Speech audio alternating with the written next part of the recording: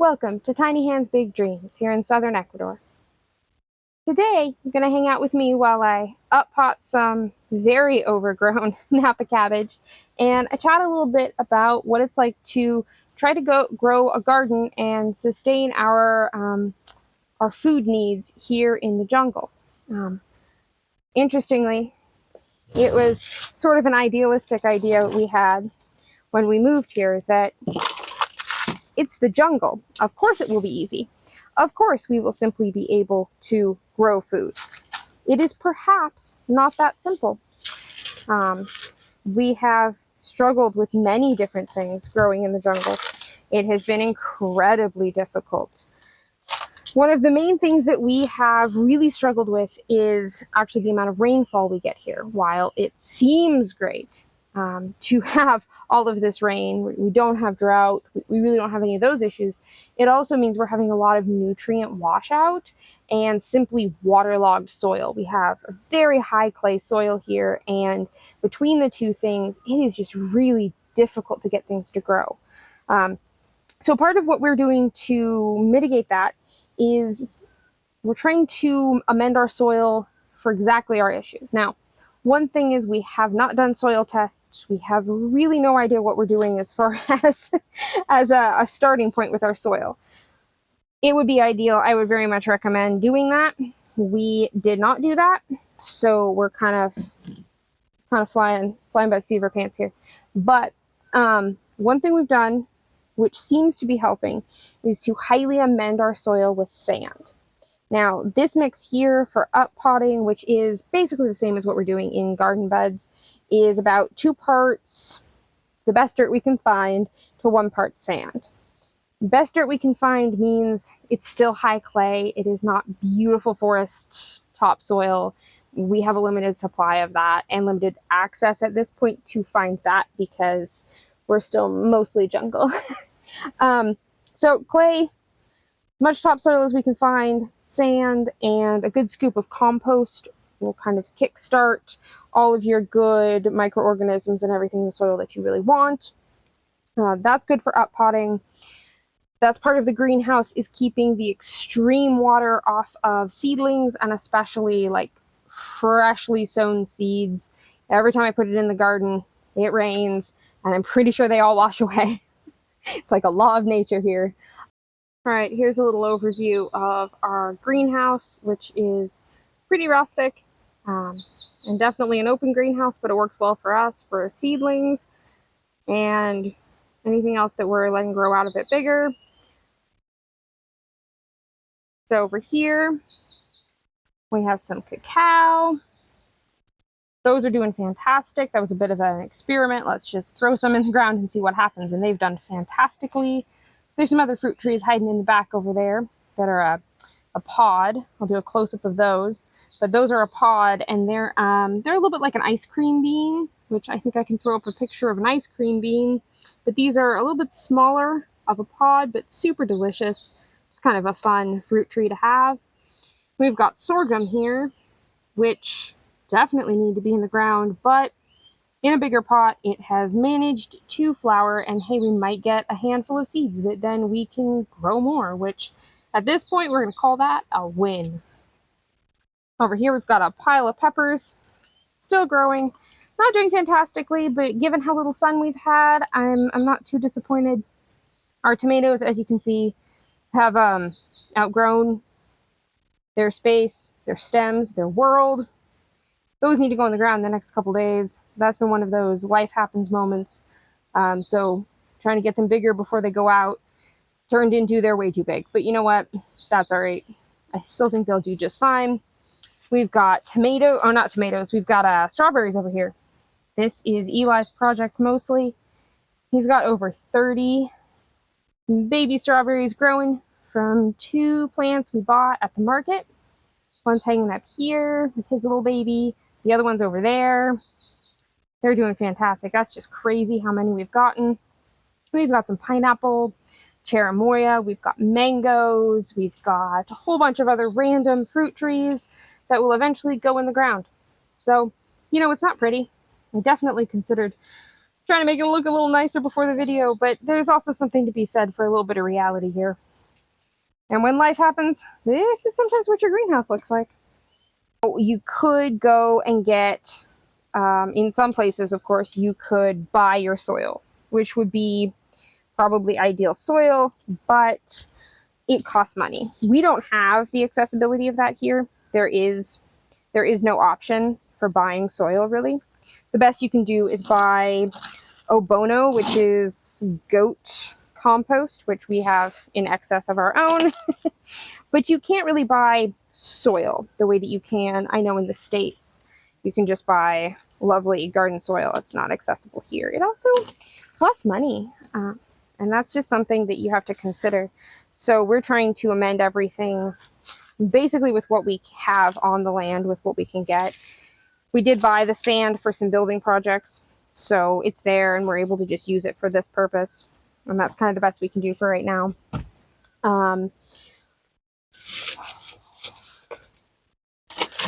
One of the other problems that we're really having is insects.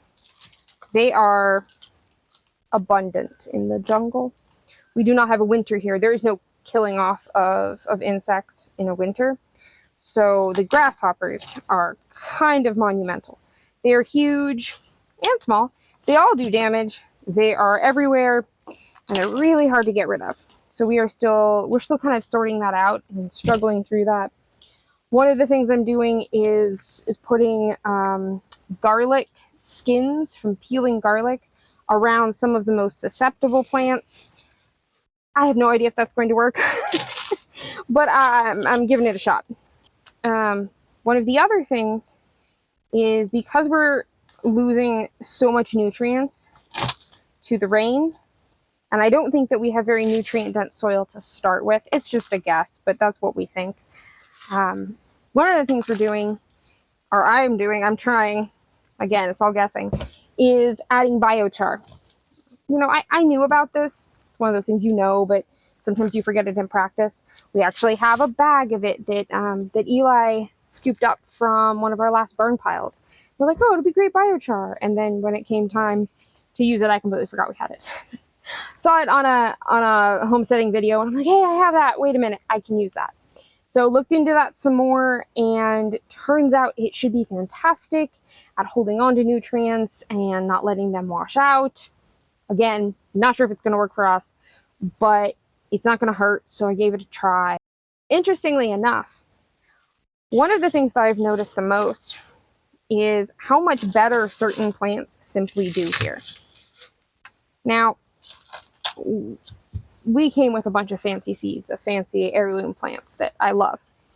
But when I plant them side by side and compare them against seeds that I, say, took from a tomato that we got at the local market, guess which plant does a whole lot better? It is not the fancy seed that I brought from the States. Not at all. It is, in fact, that local tomato. Now, that local tomato was probably still grown in a greenhouse, and it was probably still a commodity variety. It might not be, but even if it was a commodity variety, it is used to growing here. And there is something to be said for that. And I am noticing that. I'm noticing that in animals too, which is a bit of a different topic, but really trying to raise and grow things that are naturally occurring, endemic, already acclimated to where you live. I think it's really not something that people consider a lot. And that might just be because there isn't a lot of that local flora in the US. I mean, it's all, you know, you're buying everything from the same seed companies. So maybe that just isn't something to consider if you're in the US. Here, suddenly I'm like, wow, you know, there's some stuff that's growing so well. The maracuja, the passion fruit, that grows fantastically. Now, we are using some different pots for those, which I'll link that video. That was kind of an experiment Chris was doing, and it seems to be doing fantastically. So is it the pots? Is it the maracuja? You know, it's possibly both, but either way, they're growing fantastic. The yucca is incredible. The yucca is also known as cassava or tapioca. It's what you get tapioca pearls or starch from. Super popular here, super common. Am I going to say it's my very favorite thing to cook with? No. Some of it's really good, some of it's not. But if you're just looking for food, like strictly I need food to grow, yucca's easy. It is super hands-off. You whack off part of a stem, and you dig one up, you whack off its stem into like 18-inch pieces and stick them back in the ground. And that's it.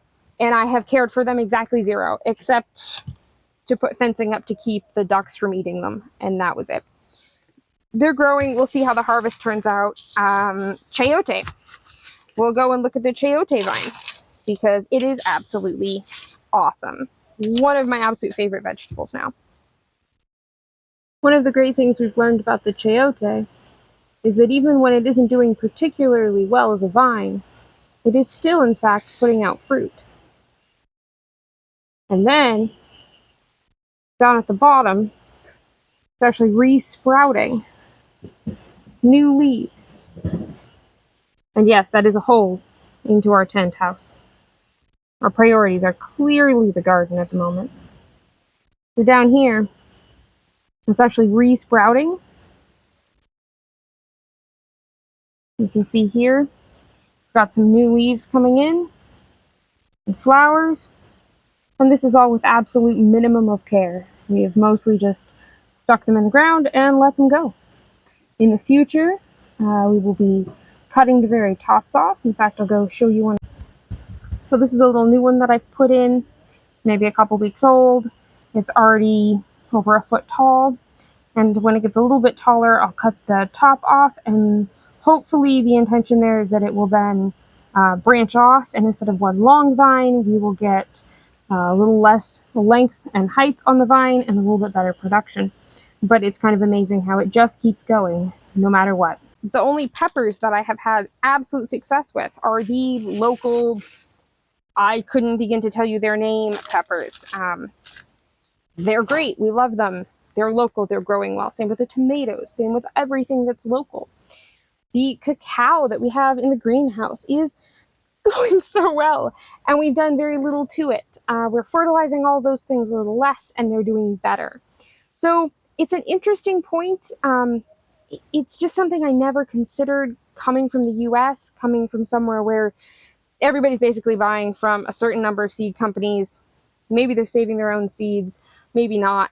And that's kind of all the option you have. But coming here and kind of having my eyes open to perhaps local food is local for a reason. So let's talk for a minute about insects.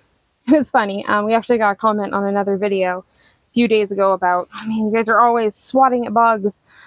Is it really that bad there? Yes, it is. Insects are probably our biggest annoyance and issue in the garden. Everywhere has their pros and cons. Because we don't have a winter, because it's lush, because it's green, because it's warm, we have insects.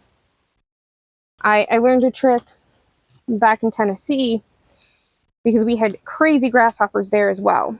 And I learned to interplant. Now, my brain in a garden wants a row of beets and a row of carrots and a row of lettuce. What I like. It's the way I think a garden should look. At least it was. And then in Tennessee, I was fighting the insects so badly, that I realized, okay, I gotta do something different. So I started interplanting, which meant, man, it just looks like some sort of crazy convoluted mess. But it kept things much less bug damaged. That means you're gonna put your brassicas next to your hot peppers, and then you're going to line everything with garlic and chives and green onions, all the things the bugs don't like. So that is a huge thing that I'm very glad that I learned before now. So that kind of leads me to the function over form. There's a lot of beautiful gardens out there. And the cicadas have come out. Oh, of course the cicadas come out when I video. That is typical. We will pause for a moment. What was I saying? Oh yeah, the form over function, or function over form. Function over form. Does my garden look beautiful? We'll go look at it. Let's go look at it. Alright, so our little kitchen garden. sits right next to our house, such as it is. Our house. I have a little gate here, keep out all of the free-range fowl. And then our garden, which at this point looks mostly like grass and weeds. But I promise you, I intended to grow some of this stuff. Not all of it, but some of it. It's very small. We have just a few beds. We have tomatoes, peppers, our chayote, the brassicas down here, along with the peppers. This empty looking bed is hopefully going to be some large leeks and potatoes when they come up. We have more tomatoes here, which honestly you cannot see for the life of you because the backdrop is green, the tomatoes are green, the whole world is green, which, you know, it could be brown, it could be worse. Got more brassicas and peppers. This is the interplanting I was talking about. We've got, let's see if we can, there we go. We've got lettuce here and here with a pepper, and then two, I think broccoli on the ends there. We've got peppers and lettuce there, and then we have a trellis here that will have two more chayote and green beans. Got more peppers down there, and this bed here will, I just have to finish amending that with a little bit more sand, as you can see, and then that will be, thinking beets and maybe some carrots, just to see how they do down here. Now we also have a mulberry growing here. And on the other corner by the trellis, we have a mandarin, because eventually this won't be a garden, and then it will be a bit of a small orchard next to what will no longer be the house, but it will be a small orchard. So we're looking into the future, getting those in the ground, but you know, it might not be beautiful, but at least something is growing. My garden does not look beautiful. It is not the dreamy, perfect raised beds with absolutely pristine walkways. That's not where we're at right now. And that's not what's going to work for us. Eventually, yes, we will have proper walkways in a garden someday. But for right now, this is what we can do. And no, we don't have all of the same crops together. But I think that that is not going to work for most people. I think that the insect problem that everyone struggles with, regardless of where you live, is going to be worse when you do any kind of even small scale monocrop. You have a bed of potatoes. Whatever potato disease, whatever potato insect you have is going to wipe out all of your potatoes. And if you put potatoes here and over there, your soil is different, your insects are different, your potential diseases are different. If you get disease in one bed, it's not necessarily going to affect the other, etc., etc. So split up your crops. It's something people don't seem to want to do. It's not the kind of the typical traditional way. If you go back a long ways, I think it was. So while I will someday have beautiful gardens, the goal, the number one goal of this is to grow food for my family. So if that means that it's going to look a little haphazard and maybe a little bit ugly, I'm totally okay with that. I'm not okay with them. You may be annoyed by them. This is probably our biggest annoyance. They're not all year. They're part of the year.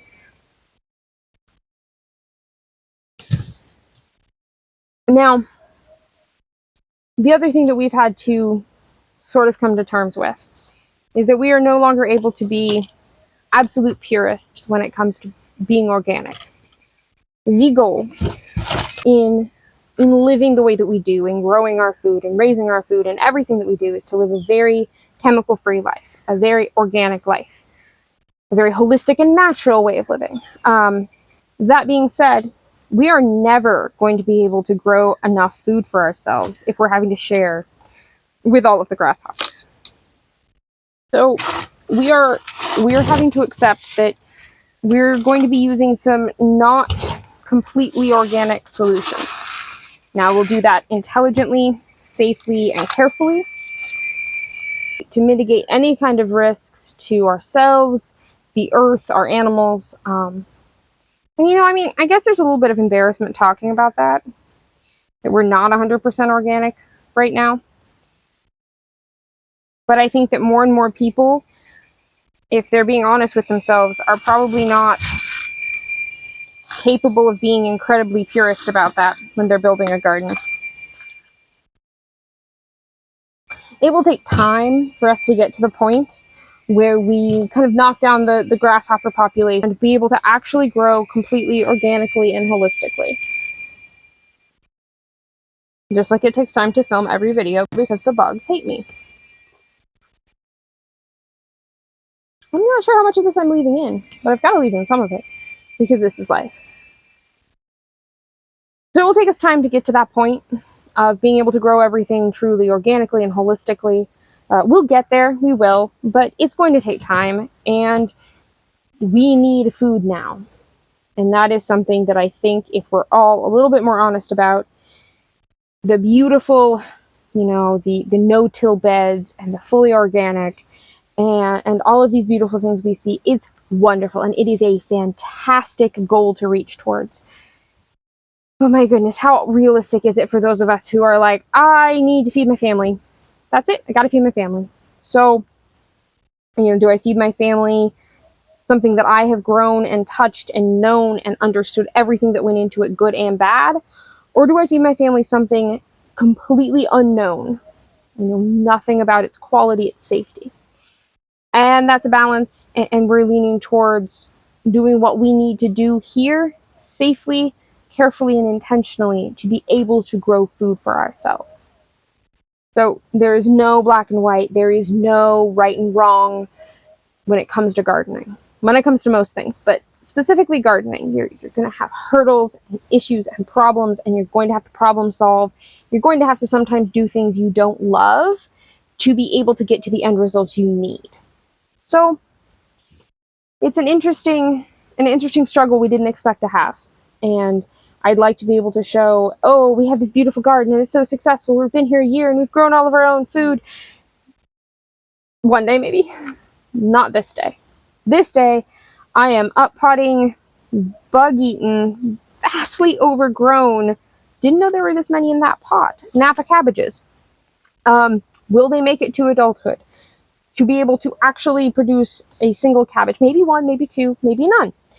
I'm going to try, and I'm going to keep trying, and I'm going to keep using new techniques, new tools, new knowledge to hopefully get to the end result I want. So that's what we're doing, and I want to bring you along for it. I'm going to give you updates on the gardens. I'm going to show you the upper garden once I get that into something that looks like a garden and not just a weed patch.